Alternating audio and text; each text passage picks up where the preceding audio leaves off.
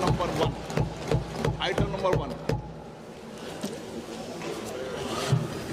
Sir, with your permission, I rise to lay on the table a copy each of the following papers, Hindi and English versions, under Article 281 of the Constitution, Report for 2026 to 2031, Volume 1, Main Report of the 16th Finance Commission.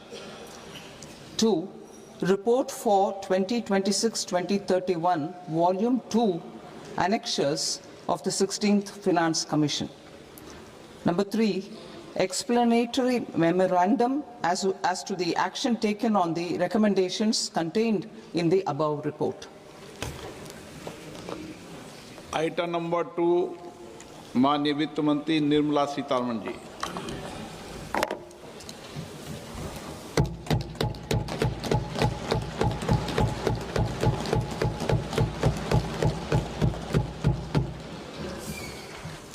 Honorable Speaker, sir, on the sacred occasion of Magh Purnima and the birth anniversary of Guru Ravidas, I present the budget for the year 2026-2027. Since we assumed office 12 years ago, India's economic trajectory has been marked by stability, fiscal discipline, sustained growth, and moderate inflation.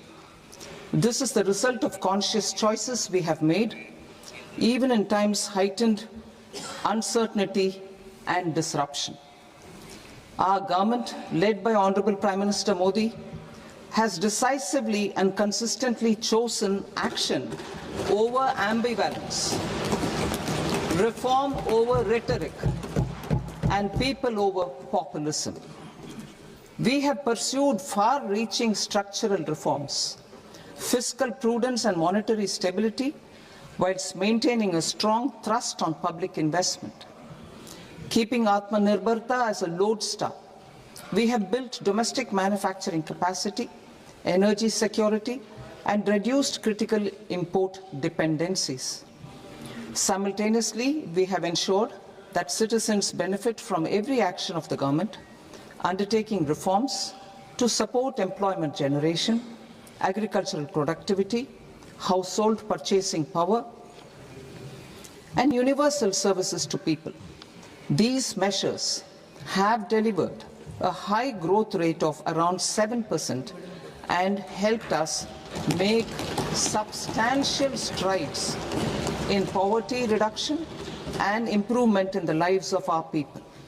Today, we face an external environment in which trade and multilateralism are imperiled and access to resources and supply chains are disrupted. New technologies are transforming production systems while sharply increasing demands on water, energy, and critical minerals. India will continue to take confident steps towards Viksit Bharat, balancing ambition with inclusion. As a growing economy with expanding trade and capital needs, India must also remain deeply integrated with global markets, exporting more and attracting stable long-term investment. As I begin Part A, I want to express my gratitude to the people for standing firmly with us as we forge our way together towards becoming one of the largest economies of the world.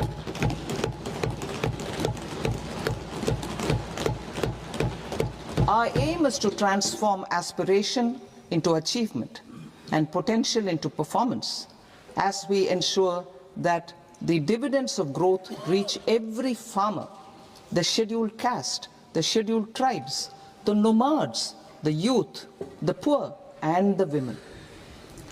In Viksit Bharat Young Leaders Dialogue 2026, several innovative ideas were shared with our Prime Minister, which have inspired many of the proposals, making this a unique Yuva Shakti-driven budget. Our government's Sankalp is to focus on our poor, underprivileged, and the disadvantaged. To deliver on this sankalp, and given that this is the first budget prepared in Kartavya Bhavan, we are inspired by three Kartavya. Our first Kartavya is to accelerate and sustain economic growth by enhancing productivity and competitiveness and building resilience to volatile global dynamics. Our second Kartavya is to fulfill aspirations of our people and build their capacity, making them strong partners in India's path to prosperity. Our third Kartavya, aligned with our vision of Sabka Saath, Sabka Vikas, is to ensure that every family, community, region, and sector has access to resources, amenities, and opportunities for meaningful participation. This threefold approach requires a supportive ecosystem. The first requirement is to sustain the momentum of structural reforms, continuous, adaptive, and forward-looking. Second, a robust and resilient financial sector is central to mobilizing savings, allocating capital efficiently, and managing risks. Third, cutting-edge technologies, including AI applications, can serve us as force multipliers for better governance. Reform Express. Our government has undertaken comprehensive reforms towards creating employment, boosting productivity, and accelerating growth. After the Prime Minister's announcement on Independence Day in 2025, over 350 reforms have been rolled out. This includes GST simplification, notification of labor codes, and rationalization of mandatory quality control orders. High-level committees have been formed, and in parallel, the central government is working with the state governments on deregulation and reducing compliance requirements. The Reform Express is well on its way and will maintain its momentum to help us fulfill our Kartavya. I now move to specific proposals. Under our first Kartavya, to accelerate and sustain economic growth, I propose interventions in 6 areas. 1. Scaling up manufacturing in 7 strategic and frontier sectors. 2. Rejuvenating legacy industrial sectors. 3. Creating champion MSMEs. 4. Delivering a powerful push for infrastructure. 5. Ensuring long-term security and stability. And 6. Developing city economic regions. Scaling up of manufacturing in 7 strategic and frontier sectors. Biopharma Shakti, meaning biopharma strategy for health advancement through knowledge, technology, and innovation.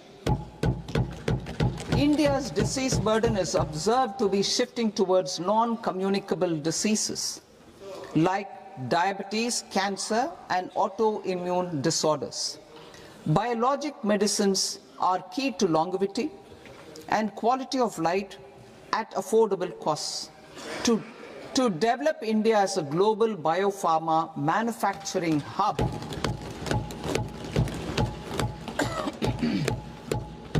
I propose the Biopharma Shakti with an outlay of 10,000 crores over the next 5 years. This will build the ecosystem for domestic production of biologics and biosimilars. The strategy will include a biopharma-focused network with 3 new national institutes of pharmaceutical education and research, popularly known as NIPERs, and upgrading 7 existing ones.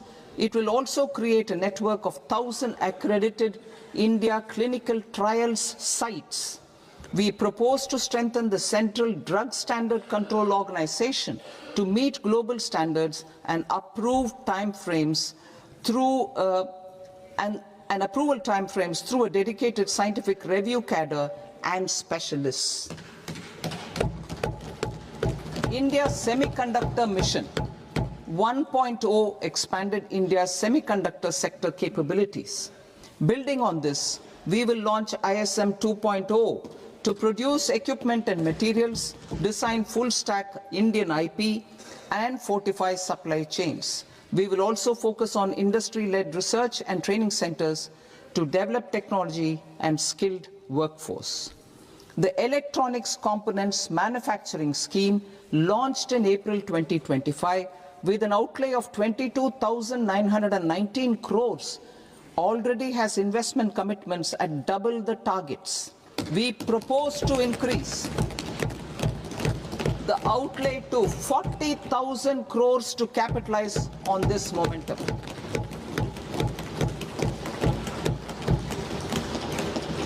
A scheme for rare earth permanent magnets was launched in 2025 November. We now propose to support the mineral-rich states of Odisha, Kerala, Andhra Pradesh and Tamil Nadu to establish dedicated rare earth corridors to promote mining, processing, research and manufacturing. To enhance domestic chemical production and reduce import dependency, we will launch a scheme to support states in establishing 3 dedicated chemical parks through challenge route on a cluster-based plug-and-play model. Strong capital goods.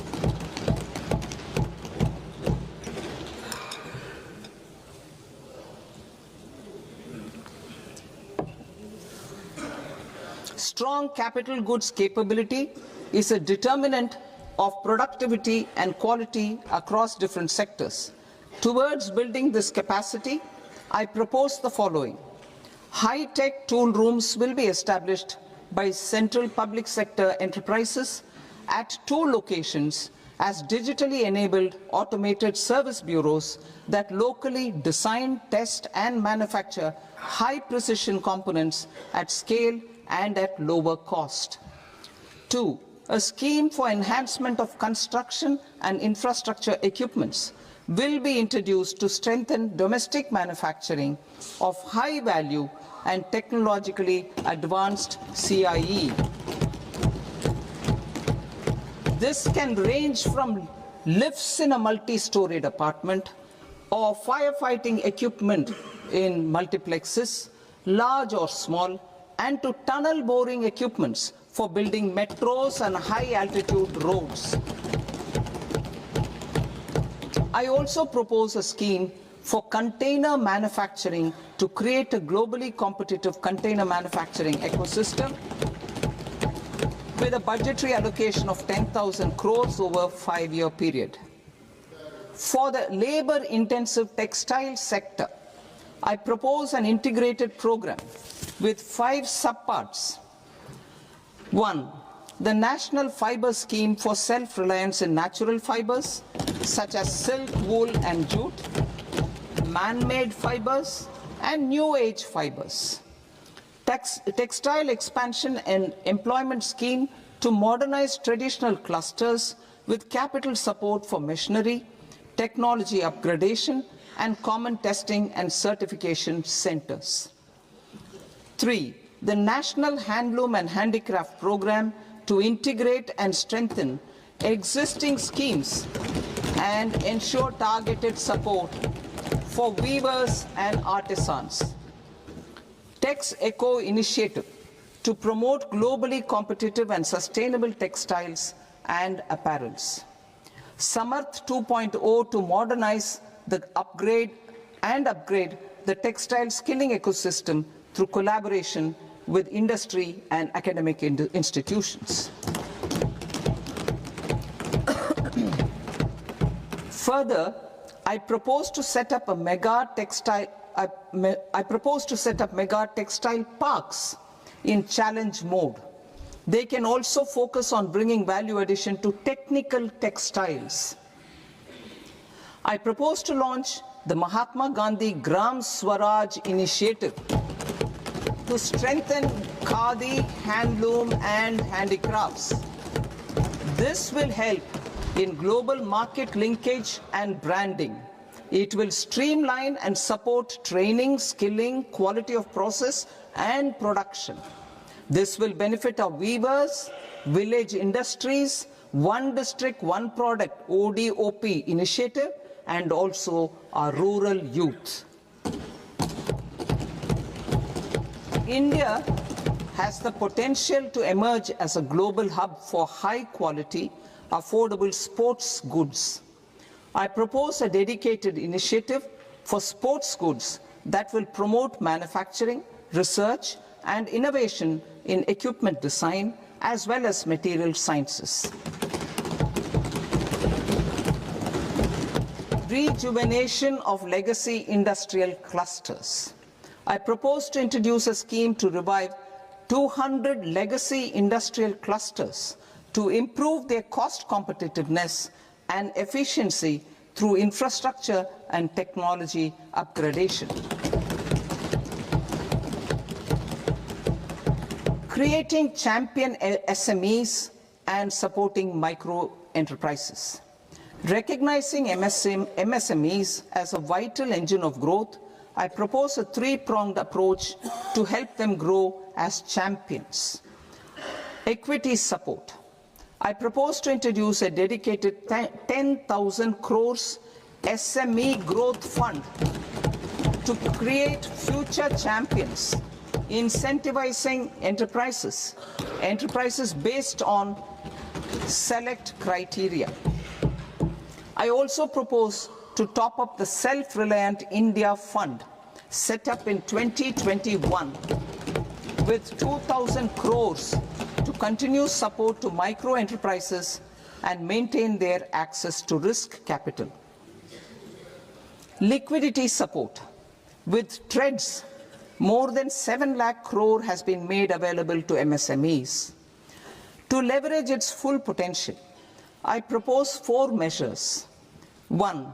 Mandate TREDS as the transaction settlement platform for all purchases from MSMEs by CPSEs, serving as a benchmark for other corporates.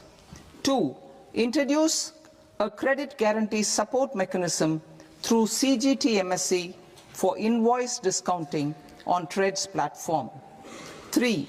Link GEM with TREDS for sharing information with financiers about government purchases from MSMEs, encouraging cheaper and quicker financing. 4. Introduce TREDS receivables as asset-backed securities, helping develop a secondary market, enhancing liquidity and settlement of transactions. Professional support. Government will facilitate professional institutions such as the ICAI, ICSI, ICMAI to design short-term modular courses and practical tools to develop a cadre of corporate mitras, especially in Tier 2 and Tier 3 towns. These accredited para-professionals will help MSMEs meet compliance requirements at affordable costs. Infrastructure. During this past decade, our government has undertaken several initiatives for large-scale enhancement of public infrastructure, including through new financing instruments such as Infrastructure Investment Trust (InvITs) and Real Estate Investment Trust (REITs), and institutions like NIIF and NABFID. We shall continue to focus on developing infrastructure in cities with over 5 lakh population, that is Tier 2, Tier 3 cities, which have expanded to become growth centers. Public capital expenditure has increased manifold from 2 lakh crore in 2014-15 to an allocation of 11.2 lakh crore in BE 25-26. In this coming year, that is financial year 2026-27, I propose to increase it to 12.2 lakh crores to continue the momentum. To strengthen the confidence of private developers regarding risks during infrastructure development and construction phase, I propose to set up an infrastructure risk guarantee fund to provide prudentially calibrated partial credit guarantee to lenders. Over the years, RITES have emerged as a successful instrument for asset monetization. I propose to accelerate recycling of significant real estate assets of the CPSEs through the setting up of dedicated RITES. To promote environmentally sustainable movement of cargo, I propose to 1. Establish new dedicated freight corridors connecting Dankuni in the east to Surat in the west. Operationalize 20 new national waterways over the next 5 years. Starting with National Waterways 5 in Orissa to connect mineral-rich areas of Talcher and Angul and industrial centers like Kalinga Nagar to the ports of Paradeep and Dhamra. Training institutes will be set up as regional centers of excellence for development of required manpower for these waterways. This will benefit youth in the entire stretch of the waterways to train and acquire skills.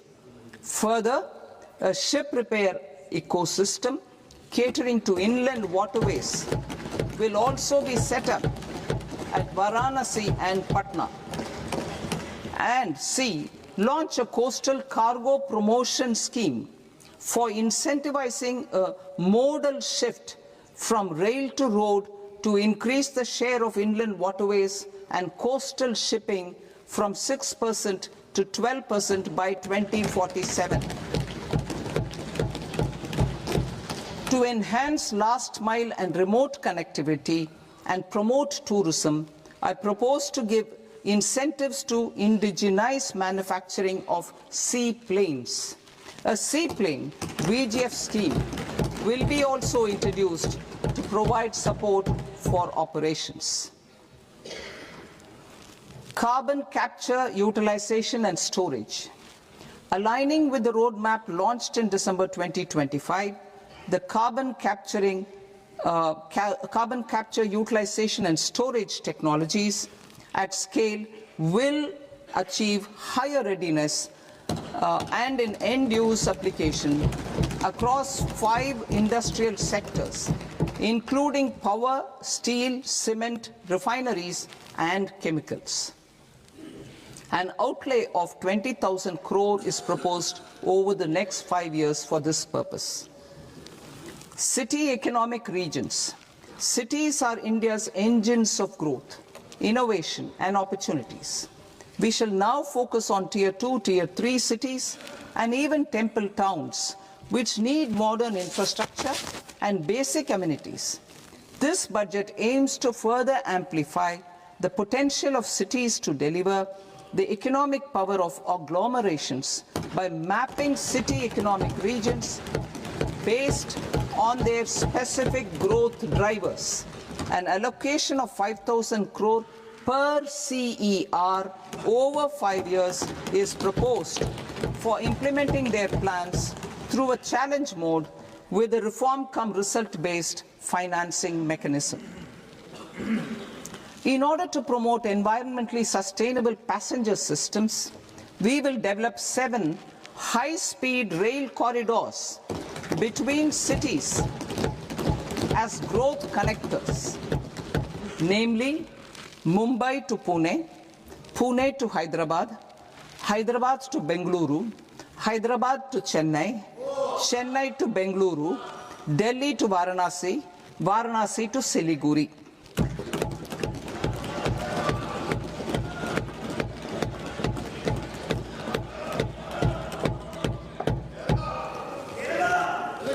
Financial sector. The Indian banking sector today is characterized by strong balance sheet, historic highs in profitability, improved asset quality, and coverage exceeding 98% of villages in the country. At this juncture, we are well placed to futuristically evaluate the measures needed to continue on the path of reform-led growth of this sector. I propose setting up a high-level committee on banking for Vikasit Bharat. High-level committee on banking for Vikasit Bharat to comprehensively review the sector and align it with India's next phase of growth, while safeguarding financial stability, inclusion, and consumer protection. The vision for NBFCs for Vikasit Bharat has been outlined with clear targets for credit disbursement and technology adoption in order to achieve scale and improve efficiency in the public sector NBFCs.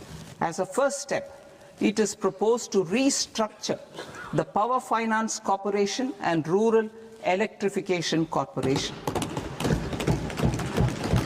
I propose a comprehensive review of the foreign exchange management non-debt instruments rules to create a more contemporary, user-friendly framework for foreign investments consistent with India's evolving economic priorities. Corporate bond market. I propose to introduce a market-making framework with suitable access to funds and derivatives on corporate bond indices. I also propose to introduce total return swaps on corporate bonds. Municipal bonds. To encourage the issuance of municipal bonds of higher value by larger cities, I propose an incentive of 100 crore rupees for a single bond issuance. 100 crore rupees for a single bond issuance of more than 1,000 crore. The current scheme under Amrit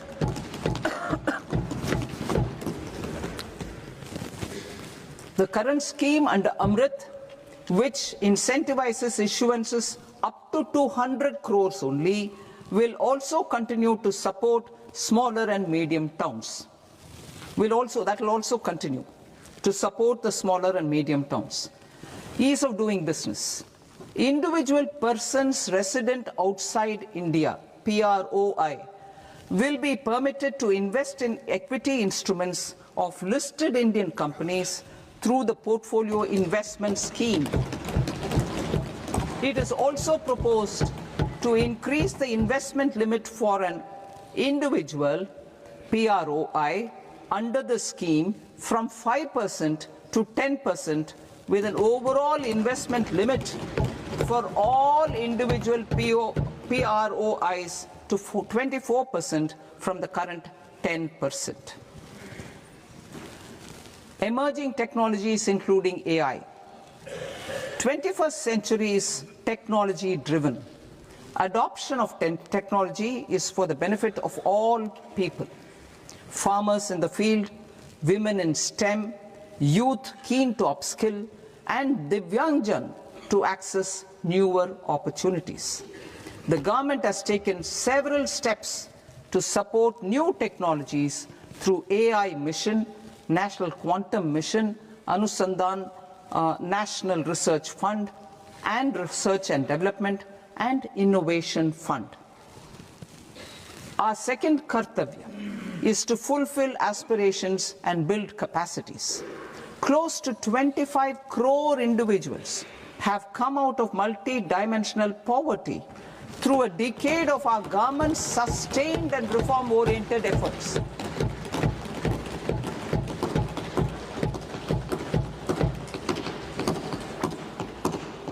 Our government has therefore decided to place a renewed emphasis on the service sector to provide a pathway to fulfilling aspirations of a youthful India with the following measures. I propose to set up a high-powered Education to Employment and Enterprises Standing Committee to recommend measures that focus on services sector as a core driver of Viksit Bharat. This will make us a global leader in services with a 10% global share by 2047. The committee will prioritize areas to optimize the potential for growth, employment, and exports. They will also assess the impact of emerging technologies, including AI, on jobs and skill requirements and propose measures thereof. To create a range of skilled career pathways, a new range of skilled career pathways for our youth, I propose interventions in the following sectors. Health. Existing institutions for allied health professionals will be upgraded and new AHP institutions established in private and government sectors.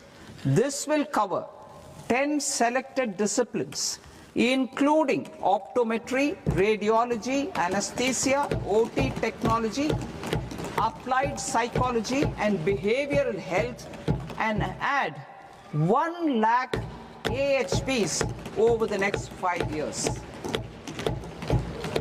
A strong care system covering geriatric and allied care services will be built. A variety of NSQF-aligned programs will be developed to train multi-skilled caregivers, combining core care and allied skills such as wellness, yoga, and operation of medical assistive devices. In the coming year, 1.5 lakh caregivers will be trained.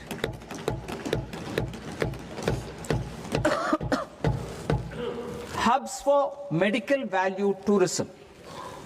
To promote India as a hub for medical tourism services, I propose to launch a scheme to support states in establishing 5 regional medical hubs in partnership with the private sector.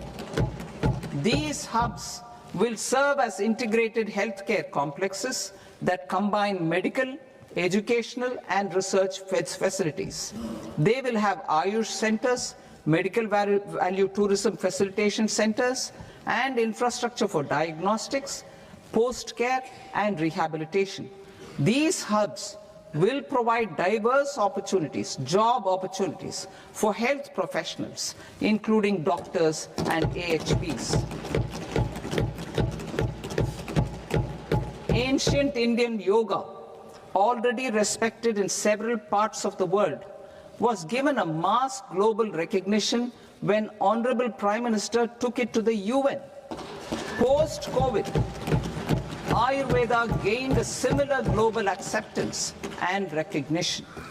Exporting quality Ayurveda products helps farmers who grow the herbs and youth who process the products. To meet growing global demand, a few more steps are being taken. I propose to 1. Set up 3 new All India Institutes of Ayurveda. 2.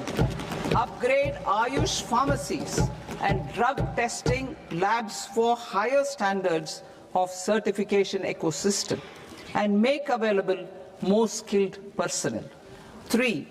Upgrade the WHO Global Traditional Medicine Center in Jamnagar to bolster evidence-based research, training, and awareness for traditional medicine. Animal husbandry. Livestock contributes to close to 16% of farm income, including of poor and marginal households. To scale up availability of veterinary professionals by more than 20,000, I propose to roll out a loan-linked capital subsidy support scheme for establishment of veterinary and para-veterinary colleges, veterinary hospitals, diagnostic laboratories, and breeding facilities in private sector. Collaboration between Indian and foreign institutions will also be facilitated. Orange economy. India's animation, visual effects, gaming and comics sector, AVGC sector, is a growing industry projected to require 2 million professionals by 2030. I propose to support the Indian Institute of Creative Technologies, Mumbai, in setting up AVGC content creator labs in 15,000 secondary schools all over the country and 500 colleges. The Indian design industry is expanding rapidly, and yet there is a shortage of Indian designers. I propose to establish, through Challenge Route, a new National Institute of Design to boost design education and development in the eastern region of India. Education. Our government will support states through Challenge Route in creating 5 university townships in the vicinity of major industrial and logistics corridors. These planned academic zones will host multiple universities, colleges and research institutions, skill centers and residential complexes. In higher education, STEM institutions, prolonged hours of study and laboratory work pose some challenges for girl students. Through VGF, Viability Gap Funding and capital support, one girls' hostel will be established in every district.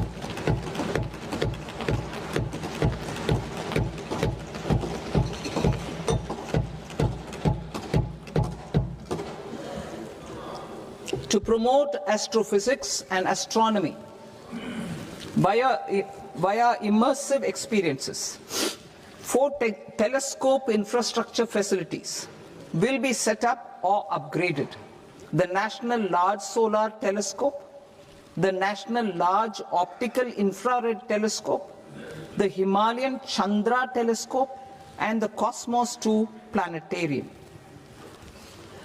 Tourism. The tourism sector has the potential to play a large role in the employment generation, forex earnings, and expanding the local economy. I propose to set up a National Institute of Hospitality by upgrading the existing National Council for Hotel Management and Catering Technology. It will function as a bridge between academia, industry, and government. I also propose a pilot scheme for upskilling 10,000 guides in 20 iconic tourist sites through a standardized, high-quality, 12-week training course in hybrid mode in collaboration with the Indian Institute of Management. A national destination digital knowledge grid will be established to digitally document all places of significance, cultural, spiritual, and heritage. This initiative will create a new ecosystem of jobs for local researchers, historians, content creators, and technology partners. India has the potential and opportunity to offer world-class trekking and hiking experience. We will develop ecologically sustainable mountain trails in Himachal Pradesh, Uttarakhand, and Jammu Kashmir. Also in Araku Valley in the Eastern Ghats and Podigai Malai in the Western Ghats. Turtle trails along key nesting sites in the coastal areas of Odisha, Karnataka, and Kerala. And 3 bird watching trails along the Pulikat Lake in Andhra Pradesh, Tamil Nadu. It's on the border. Under the visionary leadership of Honorable Prime Minister, we established the International Big Cat Alliance in 2024. This year, India is hosting the first ever Global Big Cat Summit, where heads of governments and ministers from 95 range countries will deliberate on collective strategies for conservation. Heritage and culture tourism. I propose to develop 15 archaeological sites, including Lothal, Dholavira, Rakhi Gadi, Adichanallur, Sarnath, Hastinapur, and Leh Palace into vibrant experiential cultural destinations. Excavated landscapes will be open to the public through curated walkways.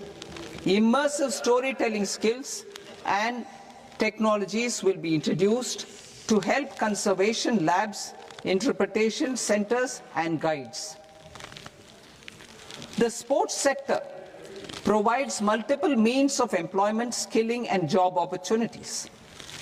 Taking forward the systematic nurturing of sports talent, which is set in motion through the Khelo India program earlier, I propose to launch a Khelo India mission to transform the sports sector over the next decade. The mission will facilitate an integrated talent development pathway supported by training centers, which are foundational, intermediate, and elite levels. B, systematic development of coaches and support staff. C, integration of sports science and technology. D, competitions and leagues to promote sports culture and provide platforms. And E, development of sports infrastructure for training and competition. Our third Kartavya aligns with our vision of Sabka Saath, Sabka Vikas towards Vikasit Bharat. This requires targeted efforts for 1. Increasing farmer incomes through productivity enhancement and entrepreneurship, with special attention to small and marginal farmers. B. Empowering Divyang Jan through access to livelihood opportunities, training, and high-quality assistive devices.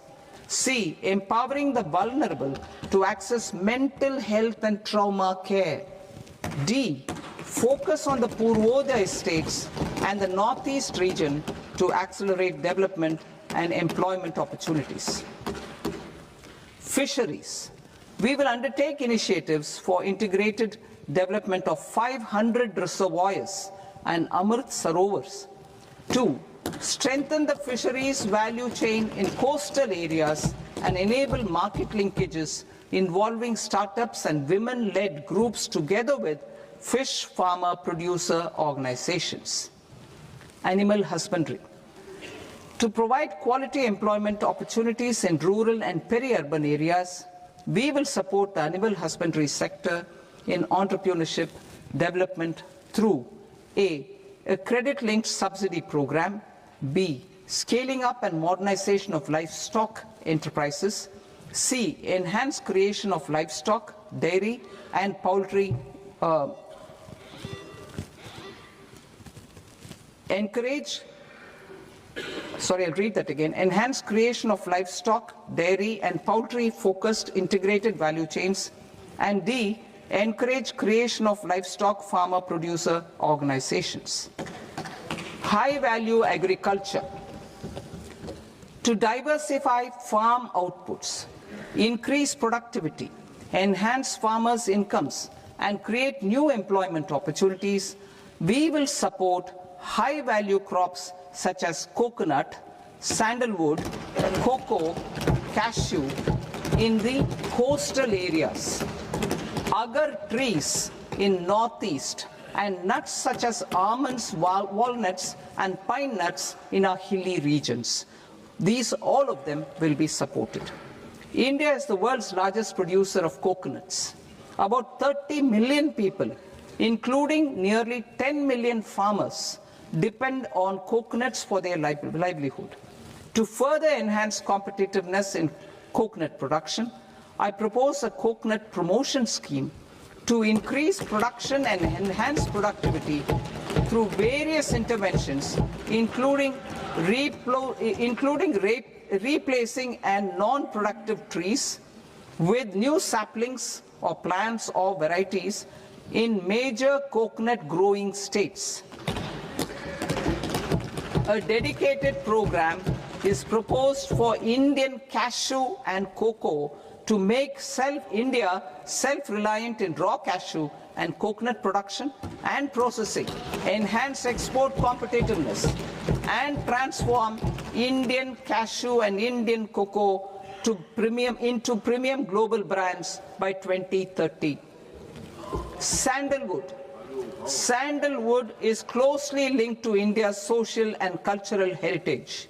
Our government will partner with state governments to promote focused cultivation and post-harvest processing to restore the glory of the Indian sandalwood ecosystem, to rejuvenate old, low-yielding orchards, and expand high-density cultivation of walnuts, almonds, and pine nuts. We will support a dedicated program to enhance farmer incomes and in bringing value addition by engaging youth. Bharat Vistar, that is virtually integrated system to access agricultural resources. I propose to launch Bharat Vistar, a multilingual AI tool that shall integrate the AgriStack portals and the ICAR package on agricultural practices with AI systems. This will enhance farm productivity, enable better decisions for farmers, and reduce risk by providing customized advisory support. She Marts for rural women-led enterprises. Building on the success of Lakpati Didi program, I propose to help women take the next step from credit-linked livelihoods to being owners of enterprises. Self-help entrepreneur, She Marts will be set up as community-owned retail outlets within the cluster-level federations through enhanced and innovative financing instruments. Empowering Divyangjan. Divyangjan Kaushal Yojana. Information technology, AVGC sectors, hospitality and food and beverages sectors often offer task-oriented and process-driven roles which are suitable for Divyangjan. We will ensure dignified livelihood opportunities through industry-relevant and customized training specific to each Divyangjan group. Divyang Sahara Yojana. Timely access to high-quality assistive devices for all eligible Divyangjan is a fundamental need. I propose to 1. Support the Artificial Limbs Manufacturing Corporation of India, ALIMCO, to set up and to scale up production of assistive devices, invest in R&D and AI integration, strengthen PM Divyasha Kendras, and support setting up of assistive technology marts as modern retail style centers where Divyangjan and senior citizens can see, try and purchase assistive products. Reaffirming our commitment to mental health and trauma care. There are no national institutes for mental health care in North India. We will therefore set up a NIMHANS 2 and also upgrade national mental health institutes in Ranchi and in Tezpur as regional apex institutions. Emergencies expose families, particularly the poor and vulnerable, to unexpected expenditure. We will strengthen and increase these capacities by 50% in district hospitals by establishing emergency and trauma care centers. Focus on Purvodaya states and northeastern regions. Purvodaya, I propose the development of an integrated East Coast industrial corridor with a well-connected node at Durgapur, creation of 5 tourism destinations in 5 Purvodaya states, and the provision of 4,000 e-buses. Buddhist sites in northeastern region. The northeastern region is a civilizational confluence of Theravada and Mahayana or Vajrayana traditions. I propose to launch a scheme for development of Buddhist circuits in Arunachal Pradesh, Sikkim, Assam, Manipur, Mizoram, and Tripura. The scheme will cover preservation of temples and monasteries, pilgrimage interpretation centers, connectivity, and pilgrim amenities. 16th Finance Commission. On 17th November 2025, the 16th Finance Commission submitted its report to the President. As mandated under Article 281 of the Constitution, the government is to lay the report along with the explanatory memorandum on the action taken report on the recommendations of the Commission in Parliament, which, Sir, Honourable Speaker, you've allowed me to do at the commencement of this session. The government has accepted the recommendation of the Commission to retain the vertical share of devolution at 41%. As recommended by the Commission, I have provided 1.4 lakh crores of rupees to the states for the year 2026-2027 as Finance Commission grants. These include rural and urban local body and disaster management grants. Fiscal consolidation. Government has been delivering on our fiscal commitments consistently without compromising on social needs. To strive towards accepted standards of fiscal management in Budget 25-26, I had indicated that the central government would target reaching a debt to GDP ratio of 50 plus or minus 1% by 2030-31. In line with this, the debt to GDP ratio is estimated to be 55.6% of GDP in BE 26-27, compared to 56.1% of GDP in RE 25-26. A declining debt to GDP ratio will gradually free up resources for priority sector lending and expenditure by reducing the outgo on interest payments.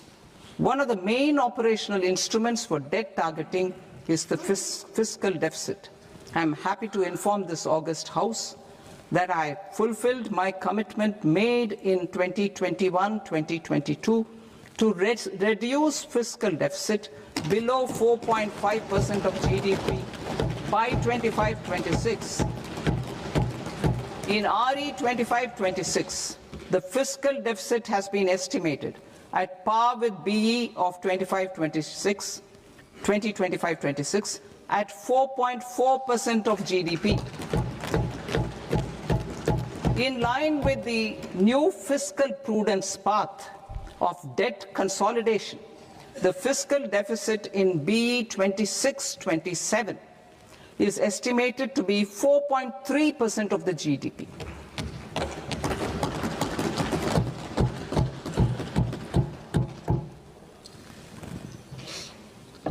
The revised estimates of the non-debt receipts are 34 lakh crore rupees, of which the centre's net tax receipts are 26.7 lakh crore. The revised estimate of the total expenditure is 49.6 lakh crore rupees, of which the capital expenditure is about 11 lakh crores. Budget estimates 2026 to 2027. Coming to 26-27, the non-debt receipts and the total expenditure are estimated as 36.5 lakh crore and 53.5 lakh crore respectively. The centre's net tax receipts are estimated at 28.7 lakh crore rupees. To finance the fiscal deficit, the net market borrowings from dated securities are estimated at 11.7 lakh crore rupees. The balance financing is expected to come from small savings and other sources.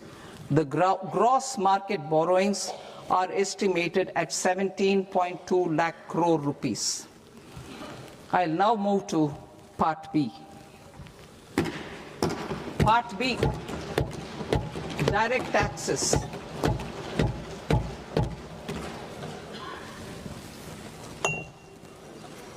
Honorable Speaker, sir, I now present my proposals on direct taxes. New Income Tax Act. In July 2024, I announced a comprehensive review of the Income Tax Act 1961. This was completed in a record time, and the Income Tax Act 2025 will come into effect from 1st April 2026. The simplified income tax rules and forms will be notified shortly, giving adequate time to taxpayers to acquaint themselves with its requirements. The forms have been redesigned such that ordinary citizens can comply without difficulty. Ease of living. I propose that any interest awarded by the Motor Accident Claims Tribunal to a natural person will be exempt from income tax, and any TDS on this account will be done away with. I propose to reduce TCS rate on the sale of overseas tour program package from the current 5% and 20% to 2% without any stipulation of amount. I propose to reduce TCS rate for pursuing education and for medical purposes under the Liberalized Remittance Scheme, popularly known as LRS, from 5% to 2%. Supply of manpower services is proposed to be specifically brought within the ambit of payment to contractors for the purpose of TDS to avoid ambiguity. Thus, TDS on these services will be at the rate of either 1% or 2% only. I propose a scheme for small taxpayers, wherein a rule-based automated process will enable obtaining a lower or nil deduction certificate instead of filing an application with the assessing officer. For the ease of taxpayer holding securities in multiple companies, I propose to enable depositories to accept Form 15G or Form 15H from the investor and provide it directly to various relevant companies. I propose to extend time available for revising returns from 31st December to up to 31st March with the payment of a nominal fee. I also propose to stagger the timeline for filing of tax returns. Individuals with ITR 1 and ITR 2 returns will continue to file till 31st July, and non-audit business cases or trusts are proposed to be allowed time till 31st August. TDS on sale of immovable property by a non-resident is proposed to be deducted and deposited through resident buyers and his or her PAN-based challan instead of requiring a TAN, which is a temporary accounting number. To address practical issues of small taxpayers like students, young professionals, tech employees, relocated NRIs, and such others, I propose to introduce a one-time 6-month foreign asset disclosure scheme for these taxpayers to disclose income or assets below a certain size. This scheme would be applicable for two categories of taxpayers, namely A, who did not disclose their overseas income or assets, and B, who disclosed their overseas income and or paid due tax but could not declare the asset acquired. For category A, the limit of undisclosed income or asset is proposed to be up to 1 crore rupees. they need to pay 30% of fair market value of asset or 30% of undisclosed income as tax and 30% as additional income tax in lieu of penalty and would thereby get immunity from prosecution. For category B, asset value is proposed to be up to 5 crore rupees. Here, immunity from both penalty and prosecution will be available with a payment of fee of 1 lakh rupees. Rationalizing penalty and prosecution. Multiplicity of proceedings are hindrance to the ease of doing business. I propose to integrate assessment and penalty proceedings by way of a common order for both. There will be no interest liability on the taxpayer on the penalty amount for the period of appeal before the first appellate authority, irrespective of the outcome of appeal process. Further, quantum of prepayment is being reduced from 20% to 10% and will continue to be calculated only on core tax demand. As an additional measure for reducing litigation, I propose to allow taxpayers to update their returns even after reassessment proceedings have been initiated and an additional 10% tax rate over and above the rate applicable for the relevant year. The assessing officer will then use only this updated return in his proceedings. There is already a framework for immunity from penalty and prosecution in the cases of underreporting. I propose to apply this framework for immunity to misreporting too. However, in such a case, the taxpayer will need to pay 100% of the tax amount as an additional income tax over and above the tax and interest due. Penalties for certain technical defaults, such as failure to get accounts audited, non-furnishing of transfer pricing audit report, and default in furnishing statement for financial transactions are proposed to be converted into fee.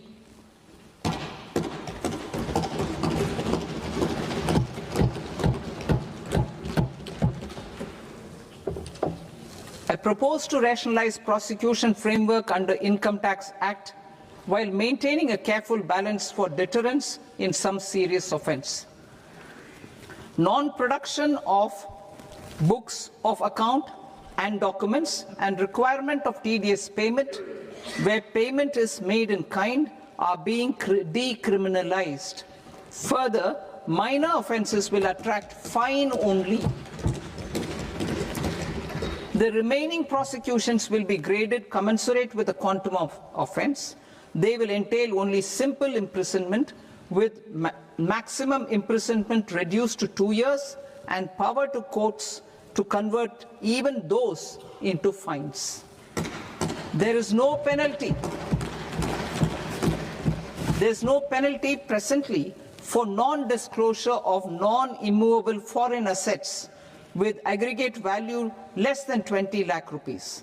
I propose to also provide them with immunity from prosecution with retrospective effect from 1/10/2024.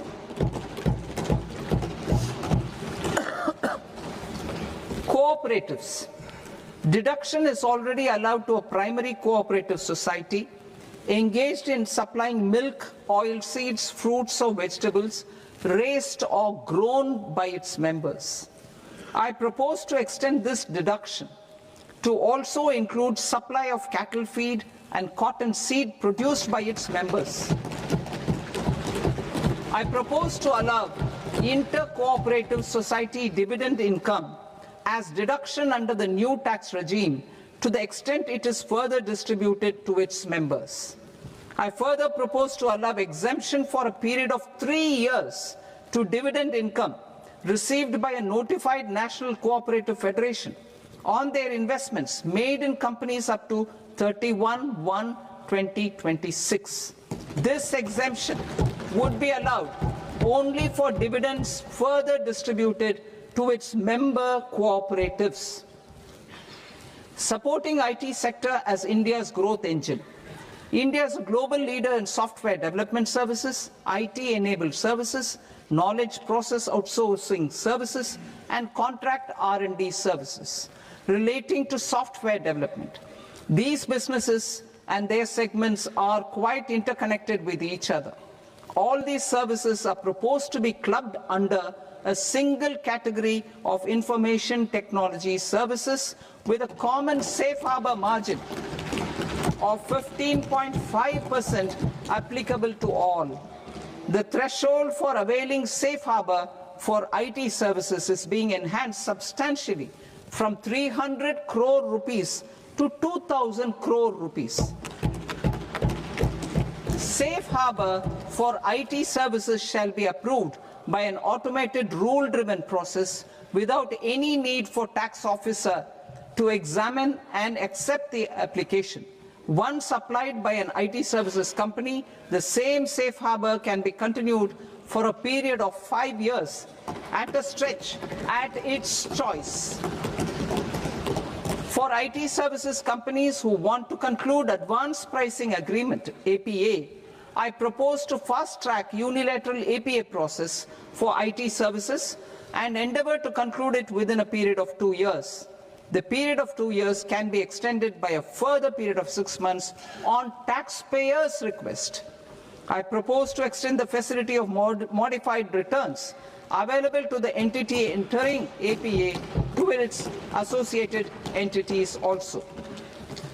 Attracting global business and investment. Recognizing the need to enable critical infrastructure and boost investment in data centers, I propose to provide tax holiday till 2047 to any foreign company that provides cloud services to customers globally by using data center services from India. It will, however, need to provide services to Indian customers through an Indian reseller entity. I also propose to provide a safe harbor of 15% on cost in case the company providing data center services from India is a related entity. To harness the efficiency of just-in-time logistics for electronic manufacturing, I propose to provide safe harbor to non-residents for component warehousing in a bonded warehouse at a profit margin of 2% of the invoice value. The resultant tax of about 0.7% will be much lower than in competing jurisdictions.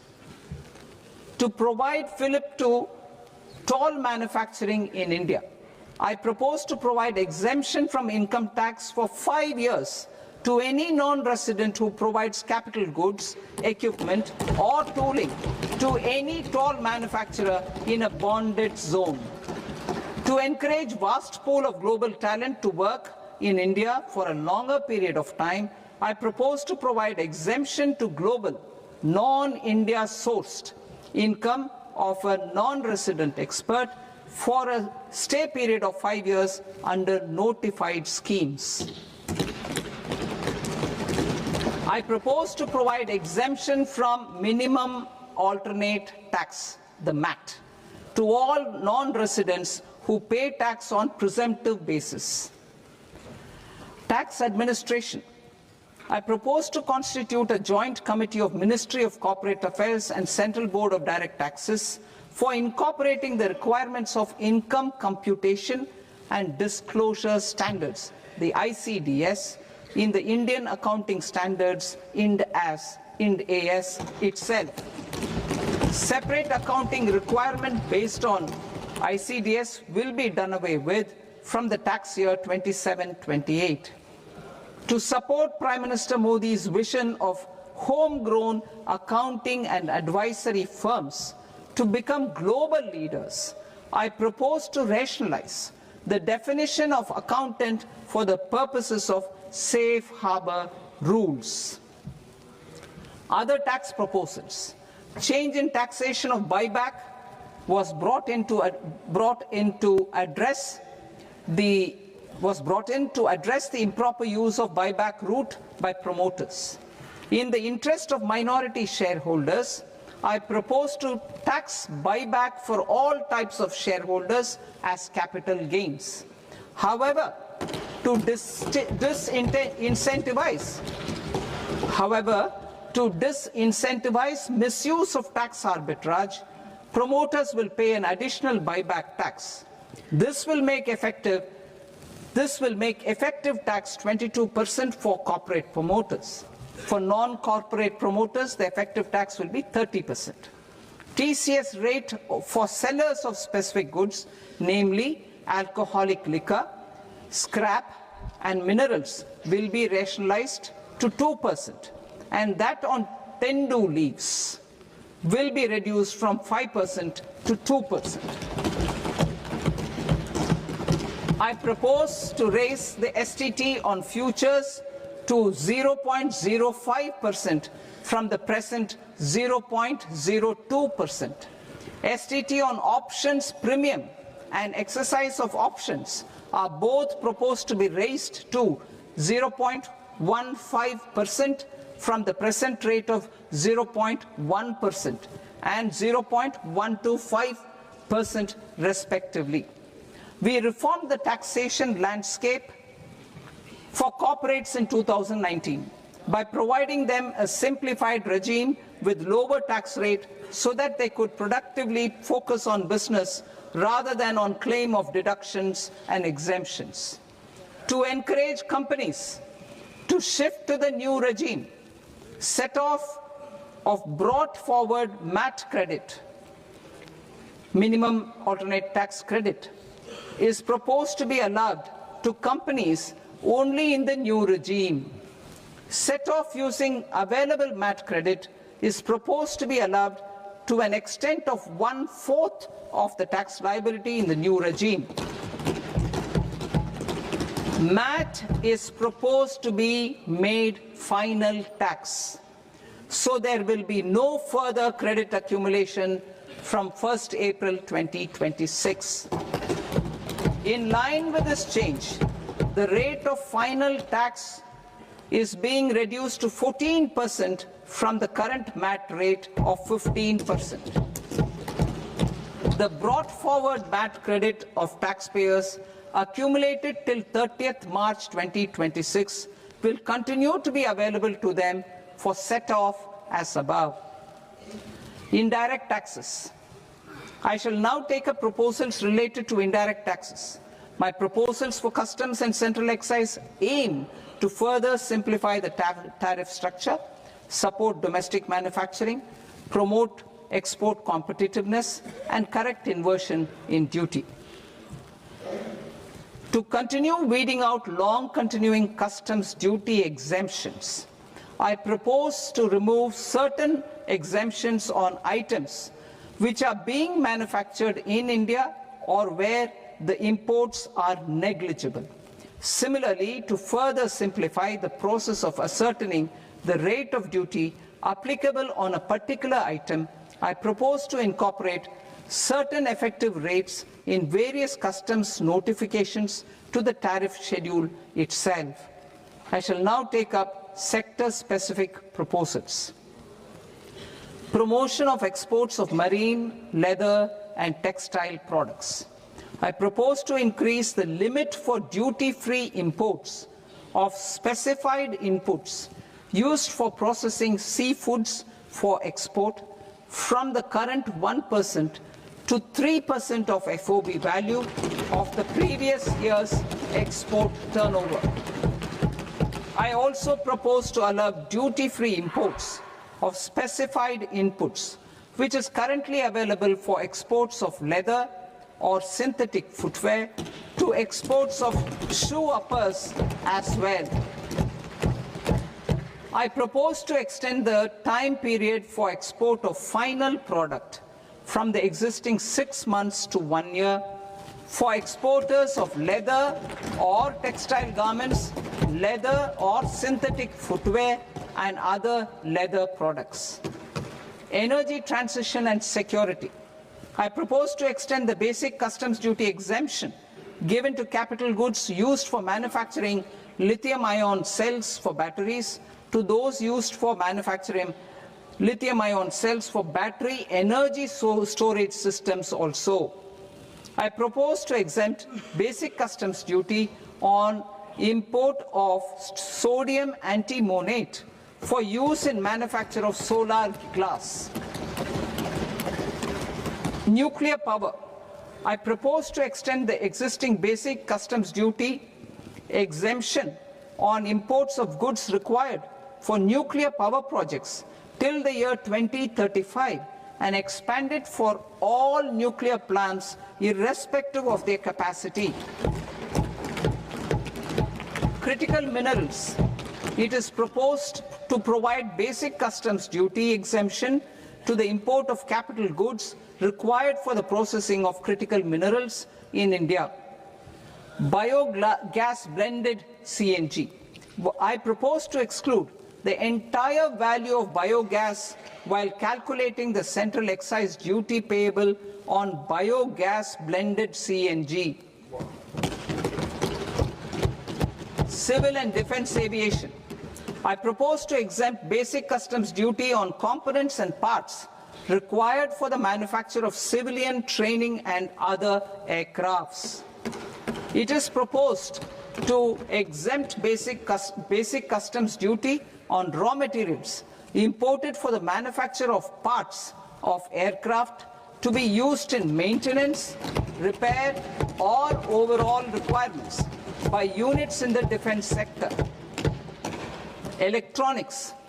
To deepen value addition in the consumer electronics sector, I propose to exempt basic customs duty on specified parts used in the manufacture of microwave ovens. Special economic zone. To address the concerns arising about utilization of capacity by manufacturing units in the special economic zones due to global trade disruptions, I propose as a special one-time measure to facilitate sales by eligible manufacturing units in SEZs to the domestic tariff area at concessional rates of duty. The quantity of such sales will be limited to a prescribed proportion of their exports. Necessary regulatory changes will be undertaken to operationalize the measures while ensuring level playing field for the units working in the DTA. Ease of living. To rationalize the customs duty structure for goods imported for personal use, I propose to reduce the tariff rate on all dutiable goods imported for personal use from 20% to 10%. To provide relief to patients, particularly those suffering from cancer, I propose to exempt basic customs duty on 17 drugs or medicines. I propose also to add 7 more rare diseases for the purposes of exempting import duties on personal imports of drugs, medicines, and food for special medical purposes used in their treatment. Customs process. India's role and share in the global trade is poised for a major leap in line with our ambition and journey towards Vikasit Bharat.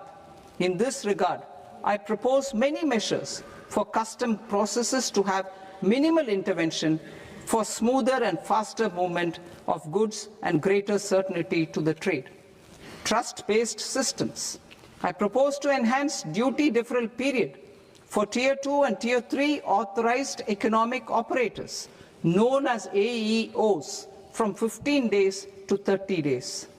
I propose to provide eligible manufacturer importers the same duty deferral facility. This should encourage them to get themselves accredited as a full-fledged Tier 3 AEO in due course. To provide greater certainty and for better business planning, I propose to extend validity period of advance ruling binding on customs from the present 3 years to 5 years. In the spirit of the whole of government approach,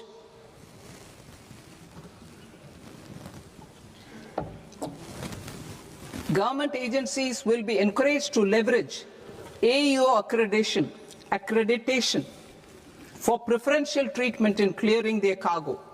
Regular importers with trusted long-standing supply chains will be recognized in the risk system so that the need for verification of their cargo every time can be minimized. Export cargo using electronic sealing. Export cargo using electronic sealing will be provided through clearance from the factory premises to the ship. For import of goods not needing any compliance, filing of bill of entry by a trusted importer and arrival of goods will automatically notify customs for completing their clearance formalities. This will enable goods to be released immediately on arrival. The customs warehouse framework will be transformed into a warehouse operator-centric system with a self-declarations, electronic tracking, and risk-based audit.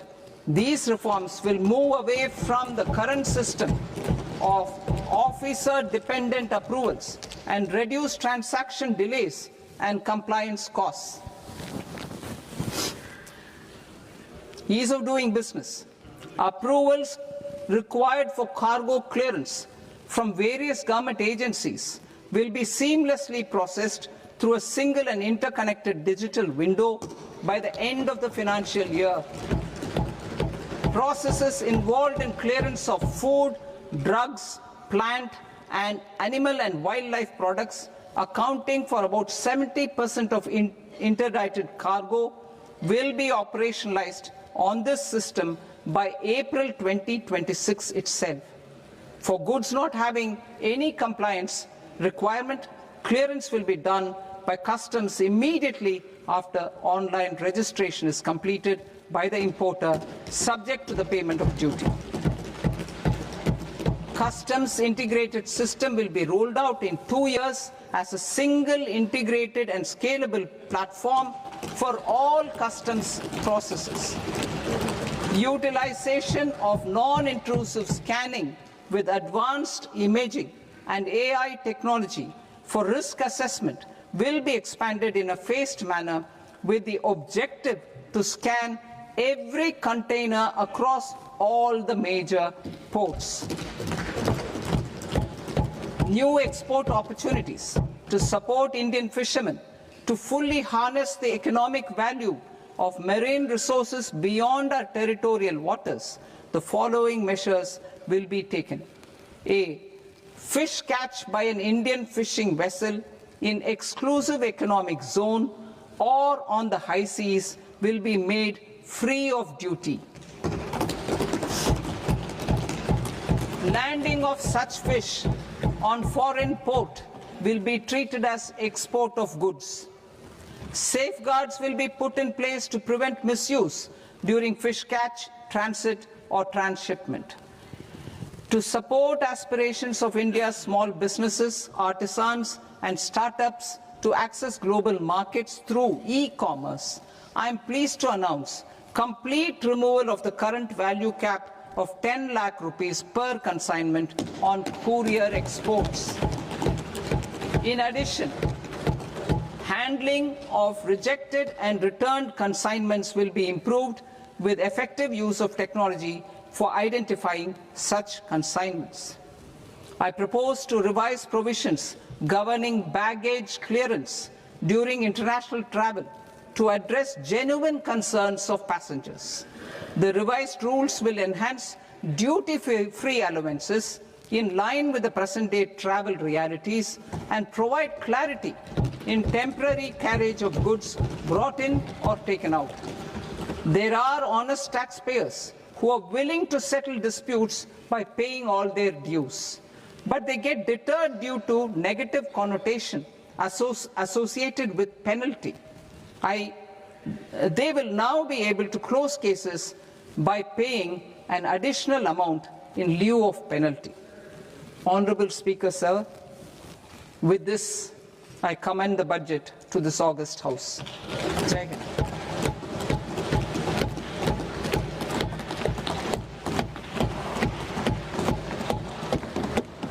1.5 hours. Item number 3 माननीय वित्त मंत्री जी।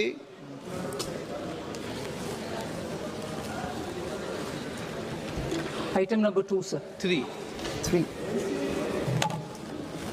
Sir, with your permission, I rise to lay on the table of the the following statements under Section 3, 1 of the Fiscal Responsibility and Budget Management Act of 2003, medium-term fiscal policy cum fiscal policy strategy statement, and macroeconomic framework statement. Item number 4 माननीय वित्त मंत्री जी। Sir, with your permission, I move for leave to introduce the Finance Bill 2026. प्रश्न ये कि विधेयक को पुनर्स्थापित करने की अनुमति प्रदान की जाए। जो सदस्य इस पक्ष में हाँ गए, जो सदस्य विरोध में ना गए, मेरे विचार में निर्णय हाँ वालों के पक्ष में हाँ वालों के पक्ष में अनुमति प्रदान की जाती है। माननीय मंत्री जी, अब विधेयक पुनर्स्थापित करें। Sir, I introduce the bill. माननीय सदस्य, आपको सूचित किया जाता है कि माननीय वित्त मंत्री जी के बजट भाषण की कॉपी पब्लिकेशन काउंटर पर ली जाती है। बजट भाषण और बजट से संबंधित दस्तावेज आपके मोबाइल फोन और मेंबर पोर्टल्स पर ही उपलब्ध है। सभा की कार्रवाई कल सोमवार दिनांक 2 फरवरी 2026 को प्राप्त 11 बजे तक के लिए स्थगित की जाती है।